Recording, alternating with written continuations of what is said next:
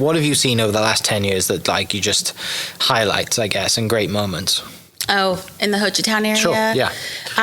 Being on the water, just being out there with my family and friends, learning to fly fish. There's Morgan and her husband, Trey, teach people how to fly fish there. And I had never seen a woman have like an Instagram page fly fishing. And she kind of motivated me to be like, hey, go try it. So just like trying new things like that, going with so many friends and introducing new people. Everybody I took there ended up falling in love with it or coming back. And just getting to know the community. It's almost like I live in two different places. I live in Ponca, but also like Ho Chi Town, right? Yeah. So it's just been fun to see it grow alongside with my family and friends, and to see the town grow and change. Even though it's hard, there's so much good about it too. Yeah, and I think excuse me, I'm yawning because it's noon and I'm tired. Oh, no, it's okay. One of the greatest, I think, cabins that I've posted, and I think that's done probably better than most posts for me, was that cannonball. The pool, with the pool, right? Mm-hmm. That photo, sleeps 9 people, it's all lit up. I mean, it's just like, that's, people are like, that's in Oklahoma, and it's right on the top of the hill, right? Yes. It doesn't, yeah, that's in Oklahoma, like, yeah. Yeah, people don't believe it. And we just now have had new cabins with pools. That's not usually been a just thing. A hot tub, right? Yeah. We had a few cabins with pools, but it was really, really rare. In the past year, we've had more cabins now with pools, which people love. They do really well, obviously, like in the summer and things. So we have seen that. We are just seeing large cabins to, more and more large cabins to accommodate more people, but with all the luxuries, like a game room, a hot tub. Some of our big ones have 2 hot tubs and 2 game rooms. Yeah. I mean, it's like you see other cabin communities and that are popular, and they have some beautiful cabins, but I don't know many places in the U.S. that has as many as we do. Right. I mean, it's really unheard of. Hundreds.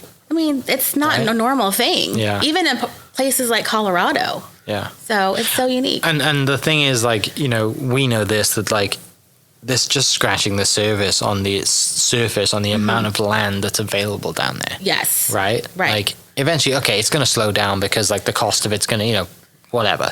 But there's so much more land down there to be developed. Whether it's that a good thing or a bad thing, I'll leave that up to whoever wants to decide. But yeah, this people, is, we're not done. No. People when COVID happened and everything was going wild, people started buying up land in Smithville, which is north of Ho Chi Town. Actually, that Smithville is beautiful because there's a lot of area on the Mountain Fork River. And then as you go more north, it's the Talamina Scenic Highway, which is very popular in the fall. Beautiful, yeah. So actually, the more north you go, the more beautiful it is because you're in the national forest. But every area that's near Broken Bow or Ho Chi Town is growing because they're growing, right? Every town, even like Hugo, Oklahoma, I heard, is reaping the benefits of growth. And Ida Bell and all those areas. And you guys have a podcast as well? Is that right? We don't. You don't? So what's the... were you on a podcast? I should have a cabin podcast. No, I just see there's the Hosting Ho Chi Town podcast. Oh, you guys are featured sorry. on. Yeah, so, maybe just in the past year, Ho Chi Town does have its own podcast. That's awesome. We were on there. It was so much fun. They have done a great job of just keeping everybody up to date and educated, especially through the process of becoming our own town. Yeah. So that's been such a great thing. That's really cool. Yeah. Back to what I was going to ask you is tell me about future. What do you want to do? Where's this going to go? You've been doing it for 10 years. Like, I know. I mean, are you going to start employing people? You need your own cabin. You can, like, is the plan to move down there? Like, what do you want to do? If you could wave the magic wand, what would you do? If I could, I would have my own cabin. Sure. Which I'm like, how will I take all the things I love and put it in 1 or 2 cabins? But I really would love to be a cabin owner and then continue to promote the area, maybe other opportunities that I can get involved in to help, because we are growing and there's so many needs. I don't see myself moving there anytime in the future, but you never know. Right. So I just want whatever that marketing or social media world takes us, because really so much is going towards like video and things like that. I'd love to have like maybe a YouTube channel, just get better with like videos Sure. and promoting cabins.